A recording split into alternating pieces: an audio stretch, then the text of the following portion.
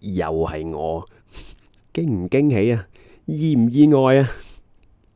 咁咧，今次就唔係因為新鴻基勤力賣樓啊，雖然都勤力賣樓啊，好似禮拜三會有新一輪嘅銷售啦，我唔跟進噶啦，大家自己睇新聞報紙啦，費事咁鬼淹滿啊！但係點解咁勤力呢？你知近來嘅我唔係一個月先至好，即係慢條斯理地出翻一條半條片嘅咩？點解呢輪咁勤力嘅呢？咁其實呢，除咗話即係 Sierra C 嗰個跟進之外咧，黃博咪翻唱咗菲菲嘅，即係魚骨在喉，不吐不快。但係咧，點解我咁多日都唔講咧？因為我唔諗住拍片講嘅。但係就係咁啦，即係其實個人係谷得好辛苦，即係你知啦。我就係嗰啲即係咩都懶係有一番嘅自己嘅諗法睇法噶嘛，係咪？咁自然就好想講啦。咁但係咧有啲尷尬噶嘛，我個角色。你知我哋恩仔台即係叫得嚴明熙現象，成個片無論我啦即係大家成個 community 啦，啲 comment 啦睇嘅受眾咧，全部都係鹽粉嚟噶嘛，係嘛？咁即係我又好怕咩咧？即係所以你發覺我過啲片咧，好少可一條半條啦，唔係完全冇嘅，即係直接去比較 Gigi 同另一啲嘅歌手翻唱同一首歌嘅時候，一啲大比拼，我係好少做嘅，我係刻意唔做嘅。其實呢啲係好好做，好易做，大家都好有興趣，我都會有一番懶係偉論都想講嘅，每次都。但係咧，我通常都唔專登唔講嘅，因為我唔想咧，就係你知啦。咁有一比較。咁我又梗係一嚟就唔會完全客觀嘅，就一定偏心嘅啦。咁再加而咧就懶係分析完咗之後，最後Gigi 贏耶咁就係冇乜意思嘅成件事係咪？咁所以就加上我亦都好怕啦。講完之後咧喺 comment 嗰度大家就係啦，Gigi 贏，Gigi 另外嗰個就即係踩啊，通常一定踩㗎係嘛？即係實係幫住偶像咁，跟住佢人即係叫做係啲修辭技巧好啲啊，定係有時有啲真係唔生鏽嘅粉絲係真係會好差嘅言語去評論對方噶嘛？咁我係好唔想見到呢啲咯。咁所以我係唔講，一路忍一路谷到點解終於可以講呢？我就要多謝一位仁兄。咁要多謝邊位朋友呢？都未係呢個留言雖然呢個留言呢，我都已經透露咗個端倪，就係點解我唔係好想講啦即係雖然其實心入邊係非常非常之有蟻咬咁，但係都唔想開片講啦咁咁嗱，直至邊一位仁兄出咗條片令我覺得舒服晒。邊個呢？就係 Kelvin Sir 啦。大家有冇睇過 Kelvin Sir 呢條片啊？嗱，咁我唔先即係諗籠統啲咁講咧，就係我其實到今條片我都唔會直接去評論啦。原因係咩咧？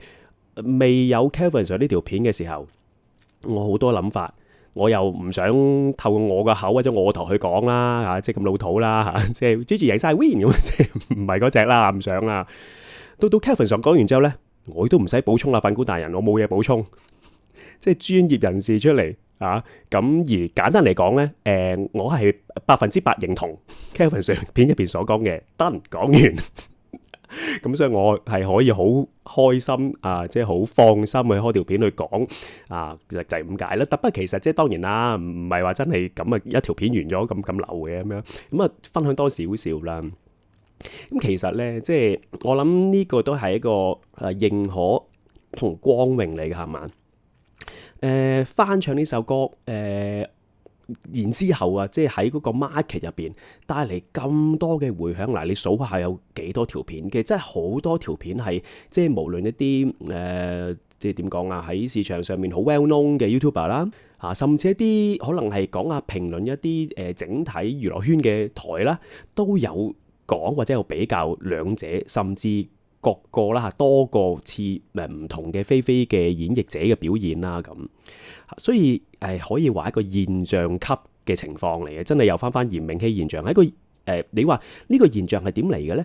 係咪真係單純因為原唱而引發出嚟或者大家係將黃渤呢個表演就同原唱去比較呢？其實有，但係更多呢，其實就同 Gigi 嗰個版本去比較。更加多其實大家談論嘅點呢，就係究竟黃渤係咪應該有咁高嘅分數呢？如果佢有咁高嘅分數，咁 Gigi 嗰個分數應該係點呢？同 Gigi 個比較係如何呢？呢個係更加多嘅討論。咁所以變咗呢，其實又係咯，炎明熹現象，一個現象級嘅情況嚇。咁所以其實都係件好事嚟嘅。我本身就冇睇《中年好聲音3》，其實2都少睇嘅，3係冇乜點睇添。咁當然就係因為佢翻唱菲菲啦，我特別留意啦。咁我自己覺得其實黃渤係嗱，當然用受害者形容又唔係好啱，因為其實佢係攞高分啦，嚇晉級啦，好有 noise 做到出嚟啦。但係因為變咗好多評論出嚟啊，有褒有貶，咁中意佢嘅或者係亦都有不少人係即係盛讚黃渤個表演啦。咁但係亦都有另外一啲嘅聲音覺得喂，使唔使啊，冇咁誇張啊，咁即係所以我覺得咧，佢係一個比較俾咗今次咁高分數之餘，同埋咁高度嘅評價嘅一個受害者嚟嘅。嗱，嗰個分數嘅高呢，就都唔使去質疑、去懷疑，或者唔使太過介懷，因為大家留意，譬如我雖然冇睇啦，咁但係大概都知道，即係嗰個分數會成日都屢屢出現90幾分啊，幾個評判去到20，即係跟住一兩個19咁拉到啦96、97，其實都偶有呢啲咁嘅情況出現。已經去到一個分數 inflation 嘅狀態，咁而你當 inflate 你通脹咗啦個分數，往後有更好嘅表演嚇，或者以上次咁都應該90幾分，哇！今次你呢個表演，哇！即係雖然100分又未至於都99啦咁，即係會有咁嘅情況出現。咁所以咧，分數嘅通脹已經唔能夠深究嚇，咁都係即係綜藝嗰啲嘅效果啫，係咪？所以反而其實我比較攞命嘅就係對黃渤嗰個評論啦，即係好似 Kelvin 上咁講係嘛？原唱殺手係嘛？定係無可挑剔啊？係咪要用到咁嘅字眼咧？嗱，你一用到咁嘅字眼咧，其實你係累死黃渤。我覺得你招惹到各方面嘅一啲嘅，係咪真係咁無可挑剔？我就嚟挑剔下。咁而講真咧，人張學友你動出嚟唱都唔會話無可挑剔啦。講真係嘛？咁所以咧嗱，我都嘗試撇開即係唔好咁即係偏心先。咁啊，客觀去睇呢件事，雖然都好難噶啦嚇。但係咧，我又的確係覺得呢首歌又唔係應該咁用力唱嘅，即係太用力啊！同埋好死唔死咧，其中咧有一位朋友佢做咗條片，佢就係咧將幾個菲菲嘅演繹咧，就以去除背景音樂，純粹用個歌聲，即係一個清唱模式咁去展現出嚟咁樣，你就更加覺啦。所以喺嗰條片樓下咧，你見到即係好多個留言咧，都係更加其實即係你諗下，本身黃渤嗰個編曲係比較激昂澎湃啲啦嚇，Gigi 嗰個版本當然係即係比較接近原版本多啲㗎，我會覺得係。咁但係你呢個激昂嘅版本入邊咧，你去除咗個背景音樂啊，咁你咪搞到佢好似攞住把刀出嚟劏雞殺鴨咁樣，凶神落煞咁嘅 feel 咯，係咪啊？咁又係有啲唔公平嘅咁比較係嘛？即係你同埋你要諗下，喂。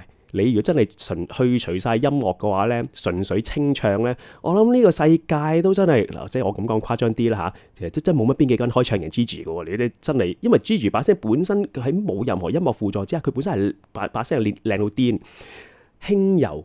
係嘛？即係你唱出嚟嘅時候，真假轉換啊，好 smooth 啊，呢啲下山1000字唔會講啦。即係如果你純粹用咁樣清唱形式嘅話咧，我諗你都幾難可以困贏阿 Gigi 嘅。呢個係 Gigi 嘅最強嘅強項嚟嘅 one of 係嘛？咁所以係啊，但係即係我老婆喺隔離聽完，即係冇咗背景音樂嗰個清唱版本咧，佢話：哇，爭好遠係嘛？即係當然講同 Gigi 啦。咁但係我話咁又即係如果加埋背景音樂咧，就冇咁惡嘅黃渤嘅版本咁樣咯。即係同埋即係黃渤嘅版本太上進啦，太有上進心啦，即係好似喺個表演入邊係好希望可以將自己最好嗰面呈現出嚟。咁雖然個個都想咁，但係嗰個變咗出嚟好似真係用力咗。Gigi 嘅版本咧，其實你見到我好耐世紀之前咧，都有條片講咧，係覺得 Gigi 參加聲生不息嘅時候咧，係好匪夷所思嘅。嗰個點講啊？嗰個心態好匪夷所思。或者佢個人比較佛系一啲啦。我就覺得如果我係佢我呢條片嗰時2年前啦咁講，我話如果我係佢咧，我應該會有個好唔同嘅心態。喂，我係香港區3料冠軍喎。上到嚟咁大嘅舞台，全中國，哇！我仲唔要一次過點樣啊？即係打響個頭炮啊！即係嗱，得你如果真係咁樣去做嘅，其實咧佢就唔應該用菲菲係咁嘅 arrangement 㗎啦，Gigi，因為菲菲即係聲生不息嗰個 version 出完嚟之後咧，我係覺得哇，即係好當然係好正啦，但我係覺得喂，你攞嚟參加比賽，其實係咪可以再勁爆啲？即係嗰個比賽觀感更加強烈一啲啊！我嗰陣時係咁睇嘅，但係當然啦，我再三聽10次、8次嚇、100幾廿次、1000幾百次嘅時候，咦，慢慢會覺得原來唔係啊，啱啱好啊！咁樣係反而咧不溫不火咁樣將佢最靚嗰面聲各方面成個 package 呈現出嚟，而就係你好有企圖心嘅人咧，反而會 over 咗啊！佢就係好似佛系咁樣啊，即係我覺得咁樣唱係會對首歌對佢演繹最好，表達自己嗰個聲嗰個 range 最靚，咁佢就去做呢件事，結果成為經典啦呢個 version 係嘛？你睇成千萬 view 都嚟緊啦！啊，就係唔係咁有心，我一定要點樣聲嘶力竭地打響頭炮，結果就係完整地、切實地幫佢咧，好溫柔不溫不火地打響咗個靚頭炮。打響咗內地嘅知名度，亦都成為佢喺即係聲生不息其中一個好重要嘅代表作，係咪？咁所以係啦，呢個係即係我嗰陣時喺聲生不息已經有咁 observation 噶啦，即係佢中間佢獨唱嘅機會唔多噶，係嘛？除咗呢首之外，心淡啦，咁其他都係一啲合唱啊、成啊咁，但係你唔會見到咧，佢會好拼命地一有機會表現，我就要表現得好徹底，我要攞好短時間入邊我就 shine， 我就要搶到個鏡翻嚟嚇。冇嘅，完全都係喺啱嘅時候要做翻啱嘅嘢，係嘛？整體最重要就係整體嘅效果，而亦都係因為咁恰當嘅表現咁恰當嘅心態，令到佢咧喺聲生不息入邊咧發光發熱。不過就係咯，呢啲翻即係嗰個大比拼嗰樣嘢嗰度啦，你就呢啲嘅表情或者係阿 Tim Sir 之後拍片嘅高度評價。係就係有少少係幫到忙嘅，即係對於黃渤嚟講，其實咁我調翻轉其實我自己係感謝黃渤嘅感謝一位本身佢即係黃渤自己一位都好有質素嘅歌手啊，係嘛，擂台咁啊，即係我多謝呢位咁有份量嘅挑戰者去上到擂台，當然唔係話真係打擂台。要同 Gigi 點樣拼過咁樣，咁但係大家就會拎出嚟去做個比較，然之後咧就會將 Gigi 嗰個菲菲再一次帶翻上嚟，大家嗰個即係大家我哋 fans 就成日會聽翻啦。咁但係一般人未必會成日會開翻Gigi 嘅菲菲出嚟聽嘅，係咪？